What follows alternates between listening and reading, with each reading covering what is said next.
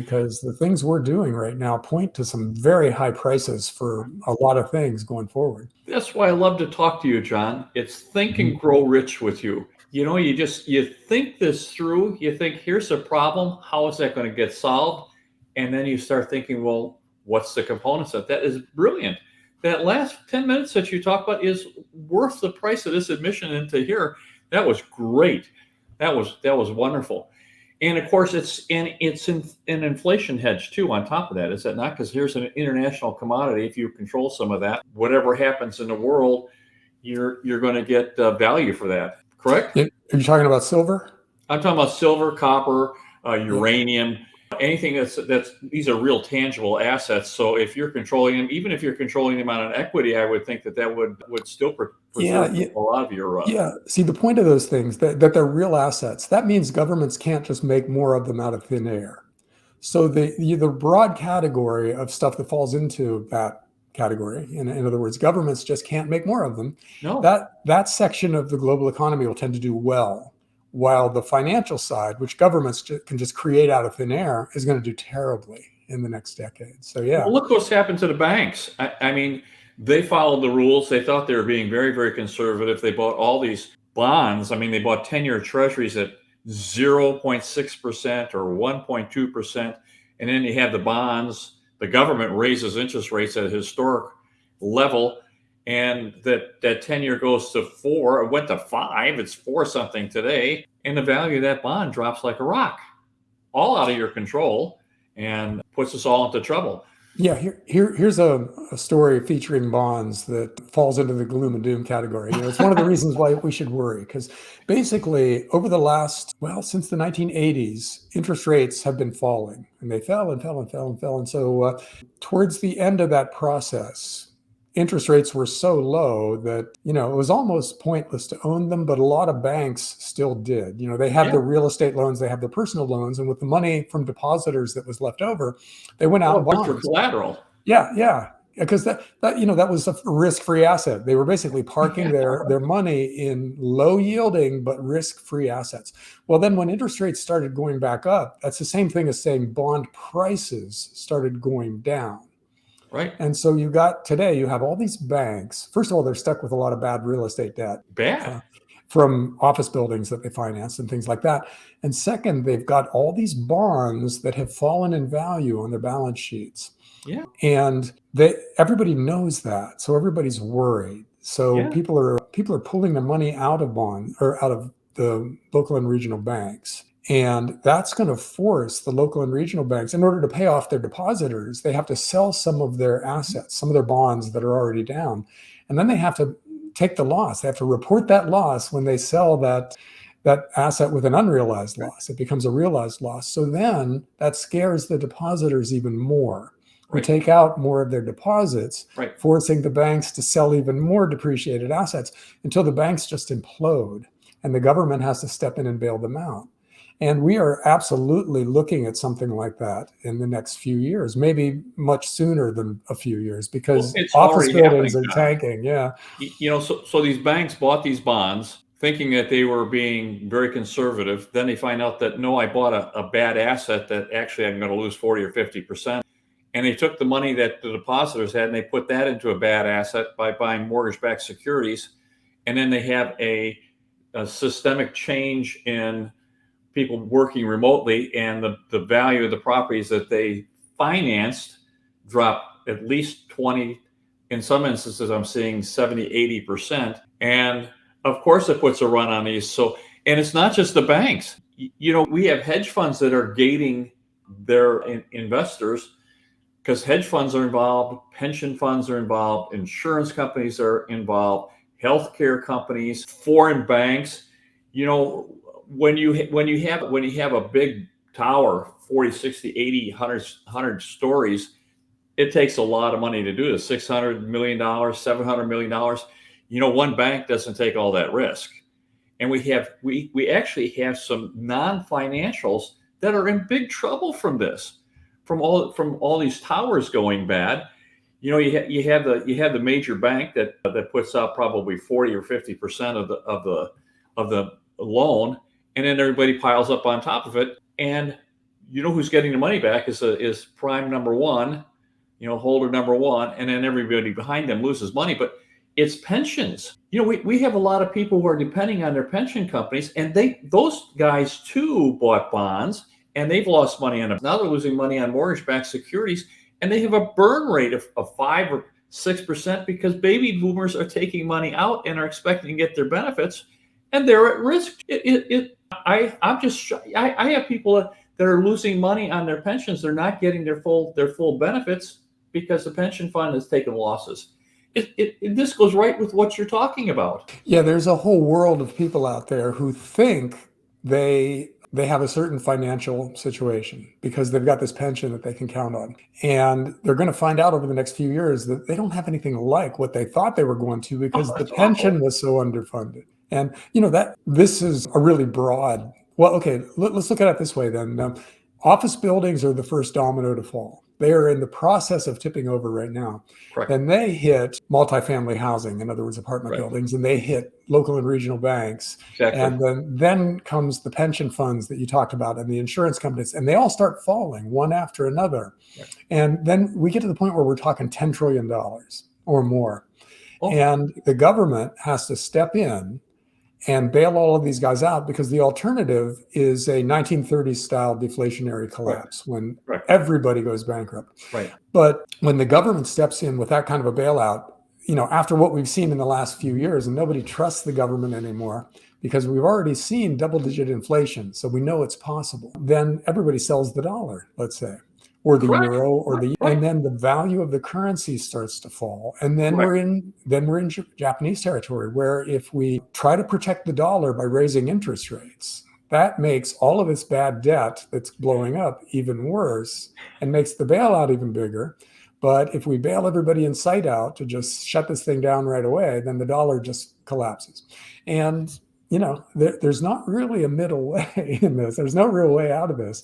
And it's just a thing that's coming, and it's coming for different countries in different time frames. But the US is kind of in the middle. We're not the first. Japan is probably the first, but we're not the last either. No. So it's going to be a decade of this thing where, who blew up this morning? Oh my God, Greece. It's going to be something like that.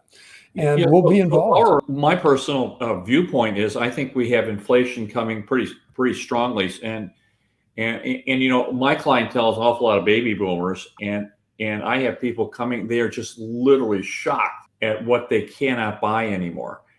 If you've been retired for 10 years and you thought, well, I've got a pretty nice little pension, I've got some income, I've got some Social Security, and you get vicious inflation because the government is admitting to about 23% inflation in the last 3 or 4 years. We don't know what we don't know. They don't. Do you know that they don't include insurance in the CPI? I didn't know that, but I believe it. Yeah, because that shows up in the services part of some inflation indexes, which is why services have been going up faster than anything else lately. Yeah, but that shocks a lot of people when they think, okay, they're doing all right because their house price is going up. They're building up home equity, but then comes their homeowner's policy, which is a monster. And then comes their car insurance and then their health insurance if they're having to pay their own health insurance. And it's just stuff like that. See, that's one of the hidden problems with inflation is that, okay, your groceries went up, but because the price of everything went up during inflation, the price of insuring it also went up too. So your car and your house and everything, suddenly, because insurance has to replace those things if anything happens to them, the premiums have to go up to be able to cover that. Correct. And so that's put a lot of people in a bind where, okay, their groceries are up, but also, like you said, all this other stuff is up too. And they literally can't cover. If you have limited options if you're 72 years old and you're on a fixed income, which was basically okay, it got you by. But for the past 10 years, you weren't able to make anything on your bank CDs because interest rates were so low. And then the cost of living went way up, and a lot of what you have in your financial accounts isn't going up anything like your cost of living. Yeah, so we're creating a crisis generation of retirees. Well, you can see it coming, John. And on top of that, a lot of people have pensions, they got annuities, and you're only as good as those people who've guaranteed your payment. It's, so you're trusting someone else to do what they're supposed to do. Instead of, and this goes right back to, I think, one of your themes is that self-reliance is the most important thing. Is that the one who's most important, most concerned for you is the one that looks back at you in the mirror. Yeah. And in terms of financial investments, the counterparty thing is really big. It's good that you brought that up, because every financial asset has counterparty risks. In other words, somebody has to keep a promise for that thing to pay off. And only gold and silver don't have counterparty risks as far as monetary assets go. Because gold and silver are just gold and silver. Nobody has to do anything out there to give gold and silver their value. Those things just exist inertly as pieces of metal that people choose to use as money. And so, if you invest in NVIDIA's management has to do a good job going forward for you to make money. If you buy a government bond, the government has to maintain the value of the currency for that bond to have value.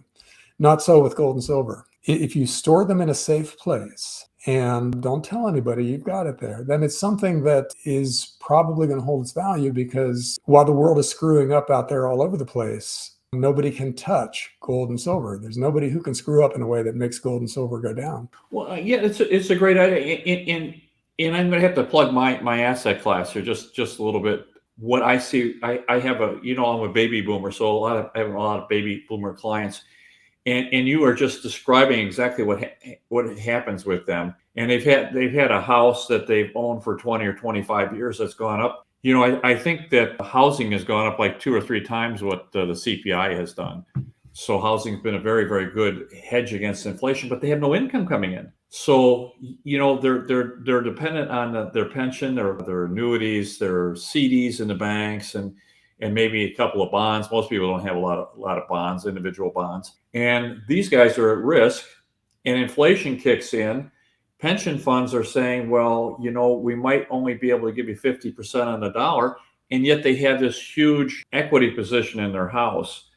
So it becomes very, very difficult. Yes, that you can be a paper millionaire, but you can't pay your groceries. It's a really bad thing. Yeah, I think America is full of house millionaires out there. House millionaires, yeah. The same concept, paper millionaire, but it's from their house.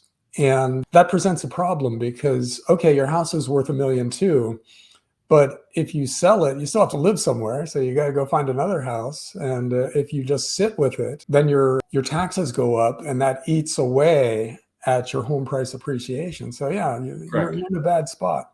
Hey, well, then you have capital gains to pay on a lot of these houses too, which is like throwing salt in a wound. But so when I speak with people, it's typically they don't have enough income, John.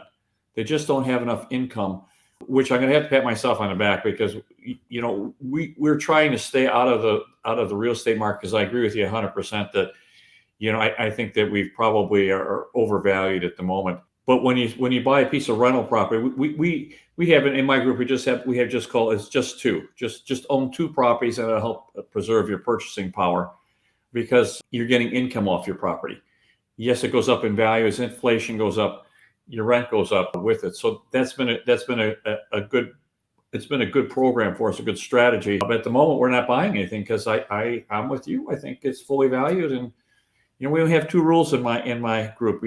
One rule is you make money, and the other rule is you don't lose any money. I'm afraid, by the way, in rule number 2. that second rule is more important than people think. That's a really important rule. Yeah, if you just avoid losses, you're not clawing yourself back to even ever, which is a terrible place to be. But hey, there's another part of the inflation story that's really important, because it affects different generations in different ways based on where they are in the process of inflating a currency away. And, we boomers got incredibly lucky, because we came of age at the beginning of an inflationary super cycle, which means we got to buy the houses when they were super cheap and buy stocks when they were a fraction of what they are now. And so our net worth was raised by that, the rising tide that lifts all boats. Well, it lifted all of our boats, and we accumulated a lot of wealth, and jobs were plentiful, and houses were easy to buy because no town was as crowded as they are now. Things like that. Life was just much easier for us and way more financially favorable. And so we're this generation sitting on all this, this wealth that we didn't really do anything to get. We just lived. We bought a house got more valuable. We joined a company. The company kept needing more people. We moved up the corporate chain or whatever. But it's very different for our kids and grandkids, especially, if you're 25 years old right now, let's say, which would make you what? Would that be Gen Y or Gen Z? Whatever, millennial, I don't know. But you're looking for a house, and the starter house that your parents bought for $112,000 is $450,000. So you can't. Oh yeah, sure. Yeah. And you want to invest in stocks, but the stock market has gone up by 9 times in the past 4 decades. So stocks are clearly a bubble. Do you want to do that? No. So what can you do? Your life is so much harder than it was for boomers.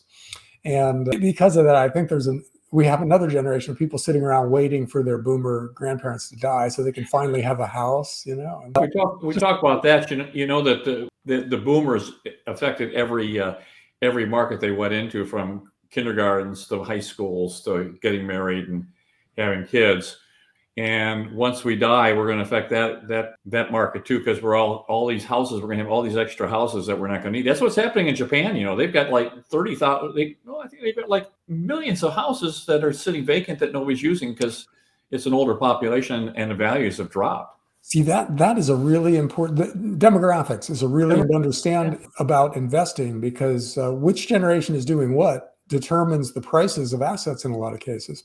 And so far, that thing with the boomers selling their McMansions because they want to downsize and they can't get up to the 3rd story anymore because of their knees and stuff. That's true. That has not happened yet.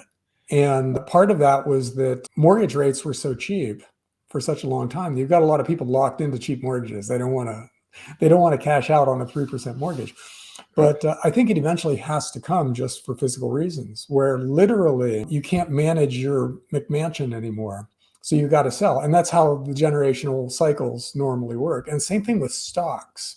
If you've got a big stock portfolio and you're, 72 and you don't really feel like you have another decade to get out of a bear market if it happens, you start selling your stocks and spending the money. And that normally makes stock prices go down too. So if demographics still predicts the future, house prices should fall and stock prices should enter a decades-long bear market going forward. So we'll see if it still applies, but that's how it's always been through human history up till now. Cycles.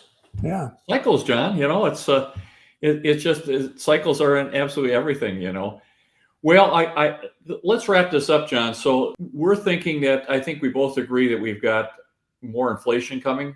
I keep putting my thinking cap on, and the only way out of an inflationary environment is going to be a severe recession. I think a recession pretty much kills inflation, probably gives us deflation, but the policy response from the government counteracts that. So we have a monetary and a fiscal response are generally pretty inflationary for the most part. Wouldn't you agree? Yeah, you got these 2 very powerful forces out there. One is the monetary printing press, which will always be going full blast from now till the end of the current system. And then you've got government deficits, which are going to be absolutely massive. Correct. And they're very stimulative. So, those are 2 stimulative things. Leaning against that is this immense mountain of bad debt that's out there now, that is super deflationary when it crashes. And it's going to at some point. So that makes the timing of all of this kind of hard to predict, because you could have a deflationary crash in financial assets and some parts of real estate happen right away.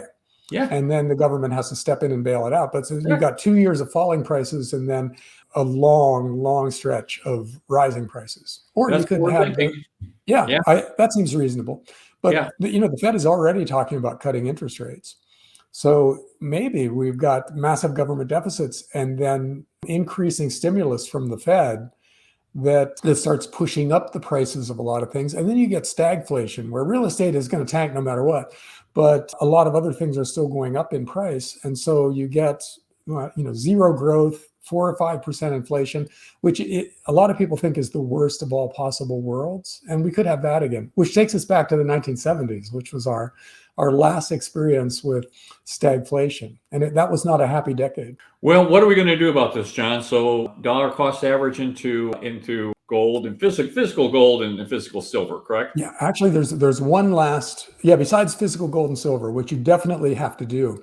There's another asset class that I kind of like now for a variety of reasons, and that's physical commodities ETFs, which one of those things is basically a company that goes out, raises some money, and then it buys a bunch of, let's say, uranium, puts it in a vault, and then issues shares so that it's a trust. It trades like a stock. They call it an ETF, or sometimes they call it a trust. And so you can invest directly in something like that and own the physical commodities stored in a vault with a mouse click. And you're never going to buy physical uranium yourself, right? But you can buy it via the Sprott Physical Uranium Fund and then just lock it away.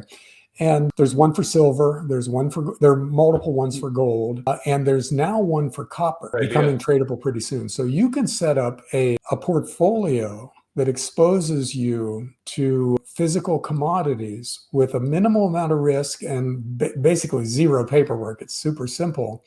And then that's that. You've got big exposure to physical commodities. And one other thing about that kind of a structure is that when you buy something and put it away in a vault, you're taking it off the market, which, other things being equal, tends to raise the price of that thing, which makes what you've got in the vault more valuable, which allows you to issue more stock and buy more of it and put it in the vault. And so it's kind of a perpetual motion machine, which hurts the industry, but helps the owners of the ETF. So I'm not sure about the ethical side of this whole thing, but they're legal, and they're a fairly prominent part of the ETF universe out there, and I own a bunch of them. So I wonder what that does to the market for copper, which is already super tight, if a big copper ETF comes in and buys a bunch and takes it off the market. But it is a way to invest. So that's another thing. After you got your physical gold and silver, look at the physical commodities ETFs as the next step into financialized investing, but only a tiny step in that direction. Well, that falls right into being a prepper and being prepared and taking responsibility and accountability for your family and your actions, and being responsible for your basic family unit. In my business, we family always comes first. And who. I'm a father whose responsibility is it? It's always mine. So these are good ways to take care of your family, to take care of the future, and hedge a little bit. I see no ethical problem there whatsoever. I think that's just being a good, responsible human being. So sounds good to me, John. And everything we've talked about, it seems like we're looking for something that's physical and limited quantities that they can't make anymore, because they can print some more dollars, but they can't print more gold. Yeah. They can't make more gold. They can't make more silver, copper, uranium, or beachfront property, or a few other things. And those are the things to own in the part of the cycle that's coming. So yeah, that's the main thesis. Any last words that you'd like to make sure that you cover before we say goodbye? Well, yeah, we've mostly talked about investing here, but investing in yourself to increase your resiliency is probably as or more important than financial investing. So think about the skills that you might need in a world where it's just not easy to get things done anymore, which is kind of the world that might be coming. So they call that, in career counseling, they call it skill stacking. If you're working in a corporation and you're good at coding, learn how to do public speaking, and that makes you a much more attractive employee. Well, in your own life, same concept applies. If you can fix a broken car engine, then that makes you much more valuable in the coming world. If you can do electrical wiring, if you can handle a chainsaw in a way to make your own firewood, all of those things, and 50 other things that you could learn how to do, improve your chances of coming through what's coming in good shape and protecting your family and your friends along the way. So make sure to invest in yourself above all. Great advice. John, where can people get hold of you? I'm at rubino.substack.com, and I publish a newsletter there that basically talks about this stuff. It kind of takes as a given that we're heading towards complex times and looks for actionable advice for getting through it all. Well, you send me your newsletter, and I'm just always astounded at how brilliant! I mean, how brilliant you are! I mean, you're Mm. so you think this through and you come up with some very simple solutions. Not simple, but you're able to bring straightforward. So I thank you for that. I appreciate that. Well, Thanks, John, Mike. I'm going to say we've chatted for almost an hour here. It went by like in an instant. We could do this all day. I think people would get tired of seeing me. They probably love to see you. Anyway, thank you so very, very much. My very best to your family. Thank you for coming on. Thanks, Michael. Talk to you soon. Talk to you soon. Bye-bye now.